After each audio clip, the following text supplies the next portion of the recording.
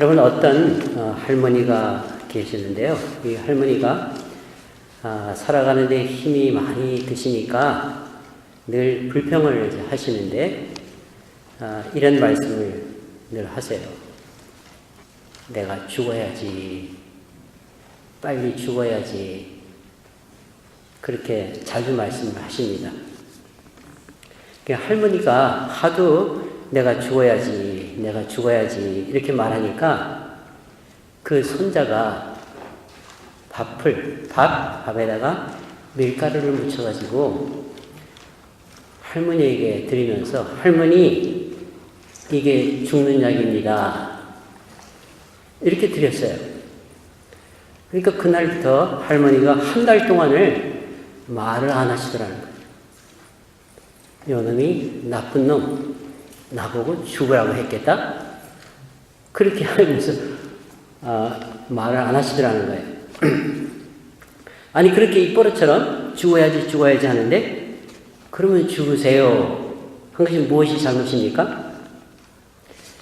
여러분 죽고 싶다는 말을 많이 하지만은 그러나 죽고 싶다는 말은 살고 싶다는 말의 반대적인 표현이기도 하죠. 그렇죠? 죽는 것 좋아할 사람이 어디 있습니까? 누구나 죽는 것을 싫어하고 또 두려워하죠. 히브리서 2장 15절에 보면 이런 말씀이 있는데요.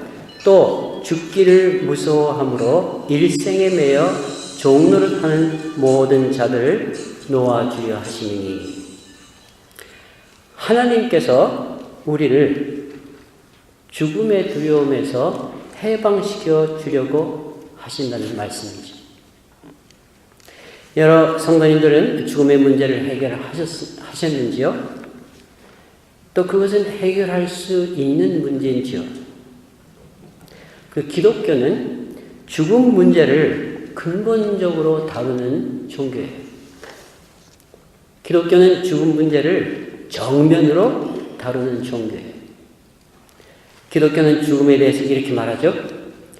사망아 너희 이기는 것이 어디 있느냐? 사망아 너희 쏘는 것이 어디 있느냐? 사망에 쏘는 것은 죄요. 죄의 권능은 율법이라. 우리 주 예수 그리스도로 말미암아 이김을 주시는 하나님께 감사하노니. 우리의 죽음의 문제를 주님이 해결해 주신다는 말씀입니다. 주님께서 먼저 죽음을 이기셨고 죽음을 이기시고 사셨어요. 그래서 우리도 죽음을 이기고 살 수 있게 되었다는 말씀입니다. 여러분, 기독교는 인간의 죽음 문제를 예수님의 부활이라는 사실을 가지고 다루고 있어요. 그런 거로 모든 것이, 기독교의 모든 것이 우리 주님의 부활에 달려 있어요. 즉 기독교의 핵심은 예수님의 부활이에요. 예수님의 부활이라는 이 한 진리를 토대로 해서 그 위에 전체 기독교가 세워져 있는 거예요. 저는 이렇게 비유를 해서 말씀을 드리는데요. 기독교의 부활 진리는 계란에 있어서 씨눈과 같다. 여러분 계란 아시죠? 계란은 살아있는 계란은 그 속에 씨눈이 살아있어요. 계란에서 씨눈을 빼버리면은 그것은 계란이 가져야 할 다른 모든 조건을 가지고 있다고 해도 참된 의미에서 계란이라고 말할 수가 없지요. 암탉이 병아리를 까기 위해서 그 씨눈을 뺀 그 알을 품으면은 병아리가 나오는 것이 아니라 썩어버리고 마는 것처럼 기독교에서 부활이라는 것을 빼버리면은 그것은 기독교가 아니라 생명이 없는 죽은 종교가 되는 것입니다.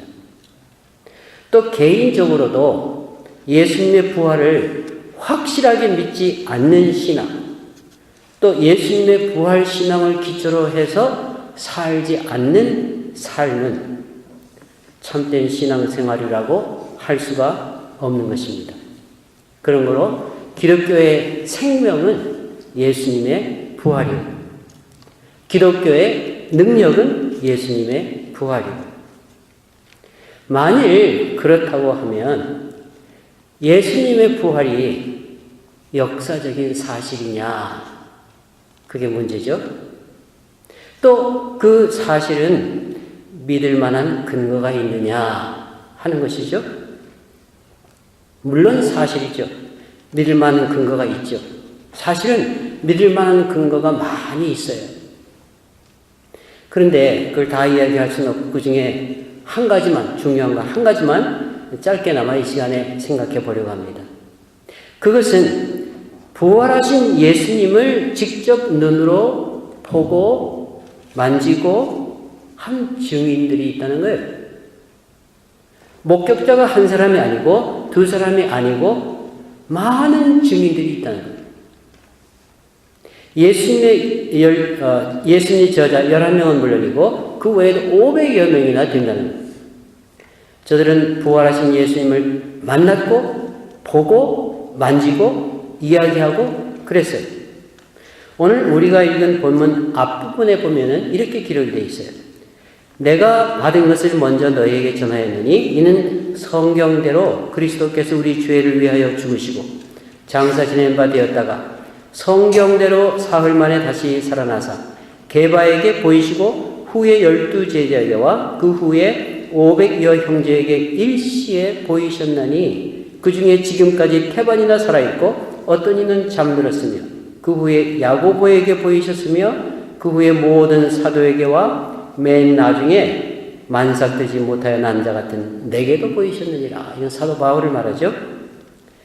많은 사람들이 보았다는 거예요. 증인이 많다는 거예요.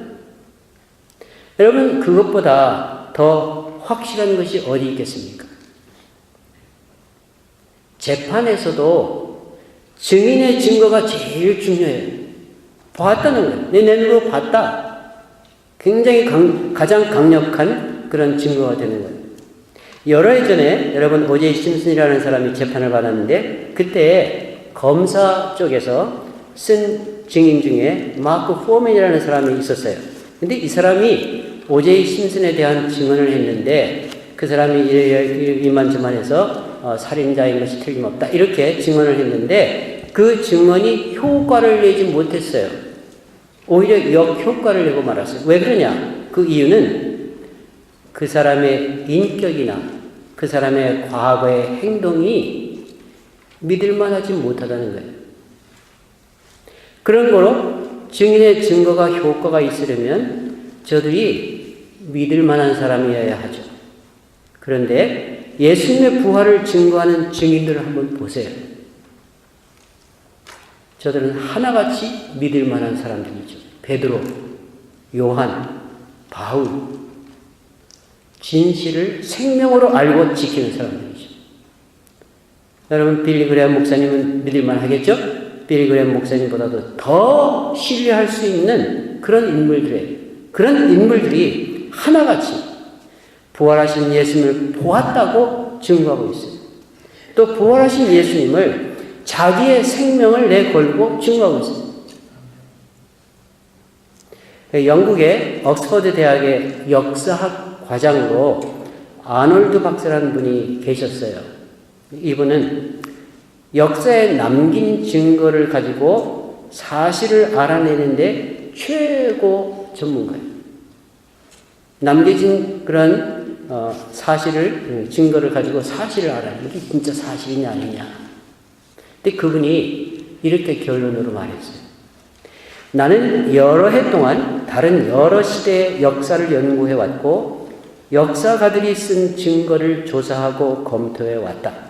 그런데 하나님이 인류를 위해서 주신 그리스도께서 죽으시고 죽음에서 다시 살아나셨다는 위대한 사실보다 더 낫고 또 더 충분한 모든 종류의 증거물에 의해서 증명된 사실을 인류 역사상 본 적이 없다. 그랬어요. 가장 확실한 거는 예수님은 자기가 말씀하시던 대로 무덤에서 사흘 만에 살아나셨어요. 예수님은 죽으신 분이 아니라 살아나신 분이요. 죽어있는 분이 아니라 지금도 살아 계신 분이에요. 공자도 죽었고 석가도 죽었고 마호메트도 죽었어요. 죽음이 그들의 끝이에요. 그러나 주님은 죽음이 끝이 아니죠. 그분은 살아나셨고 지금도 살아계신 분이시죠. 부활하신 주님이 이렇게 말씀하셨어요. 사도 요한을 만나셔서 이렇게 말씀하셨어요. 나는 곧 산자라. 내가 전에 죽었었노라. 볼지어다. 이제 세세토록 살아있어. 그랬어요. 살아계신 분이에요. 기독교의 특징 중 가장 큰 특징은 죽으신 예수님을 믿고 따르는 것이 아니라 다시 사신 예수님. 그래서 지금도 살아계신 예수님을 믿고 따르는 것입니다. 이것이 바로 기독교의 핵심이에요. 이것이 바로 기독교의 생명이에요. 이것이 바로 기독교의 능력이에요. 자, 그렇다면 예수님이 다시 사셨다는 것은 무슨 의미가 있느냐? 나와 무슨 상관이 있느냐? 오늘 본문 앞부분에 보면 또 이런 말씀이 있어요. 20절에서 22절까지 말씀인데요. 그러나 이제 그리스도께서 죽은 자 가운데서 다시 살아, 잘 들어보세요. 잠자는 자들의 첫 열매가 되셨더라. 사망이 사람으로 말미암았으니 죽은 자의 부활도 사람으로 말미암는도다. 아담 안에서 모든 사람이 죽은 것 같이 그리스도 안에서 모든 사람이 삶을 얻으리라. 제가 조금 쉽게 설명을 해드릴게요. 여러분, 우리가 다 죽을 줄 알고 있죠? 여러분 죽을 줄 알고 계시죠? 그런데 왜 죽는지 그 이유를 아세요? 왜 여러분 죽습니까? 그 이유는 우리가 아담의 후손이기 때문에 죽는 거예요. 아담이 죄를 지어서 그 죄 때문에 우리까지 죽게 된 거예요. 그런데 우리가 예수를 믿을 때 어떤 일이 일어납니까? 아담 안에서 모든 사람이 죽은 것 같이 그리스도 안에서 모든 사람이 삶을 얻으리라 그랬어요. 예수를 믿는 모든 사람이 삶을 얻는다고 말씀. 왜요? 그리스도께서 죽음을 이기시고 사셨기 때문이에요. 그리스도께서 사셨기 때문에 우리도 산다는 거예요. 자, 그러면 우리가 어떤 몸으로 사느냐? 오늘 또 앞부분에 보면 이렇게 말씀하는데요. 35절에 누가 묻기를 죽은 자들이 어떻게 다시 살며 어떠한 몸으로 오느냐 하리니. 그래서요. 어떤 몸을 입느냐 이렇게 질문을 한다는 거예요. 그래서 이에 대해서 이렇게 대답을 하죠. 무릇 저 흙에 속한 자는 저 흙에 속한 자들과 같고 무릇 하늘에 속한 자들은 저 하늘에 속한 자들과 같으니 우리가 흙에 속한 자의 형상을 입은 것 같이 또한 하늘에 속한 자의 형상을 입으리라 그랬어요. 우리가 흙에 속한 자의 형상을 입은 것 같이 하늘에 속한 자의 형상을 입는다 그렇게 말씀했어요. 그럼 무슨 말이냐? 여러분, 흙에 속한 자는 누구죠? 인류의 조상 아담을 말하는 거예요. 우리가 입고 있는 이 육신은 아담이 입었던 그런 몸이에요. 그 몸을 우리가 지금 입고 있어요. 그런데 앞으로 우리가 다른 몸을 입게 된다 이렇게 말씀해요. 어떤 몸인가? 하늘에 속한 자의 형상이다 그렇게 말씀해요. 하늘에 속한 자는 누구냐? 물론 예수님이시죠. 하늘에 속한 자의 형상은 예수님의 부활의 몸을 말하는 하늘에 속한 자의 형상을 입는다. 예수님의 부활의 몸을 입는다. 그 말이에요. 여러분, 우리가 지금 입고 있는 이 몸은 아담이 입었던 몸이고 흙에 속한 형상인데 이 몸도 대단하죠. 하나님께서 신묘막측하게 만드셨어요. 걷고 뛰고 듣고 보고 생각하고 느끼고 감격하고 대화하고. 그런데 제한이 있어요. 공간적으로 제한이 있고 시간적으로 제한이 있어요. 늙어가지요. 쇠퇴해요. 그러나 하늘에 속한 형상, 즉 예수님 입으셨던 부활의 몸은 그렇지 않은 거예요. 시간과 공간의 제한이 없어요. 쇠퇴하지가 않아요. 그리고 걷고 뛰고 듣고 보고 생각하고 느끼고 감격하고 대화하고 노래하고 그런 거 다 할 수 있어요. 그런데 그런 모든 것들 훨씬 더 잘할 수 있어요. 또 그런데 시간을 초월하는 거예요. 늙지 않고 시들지 않아요. 공간도 초월해요.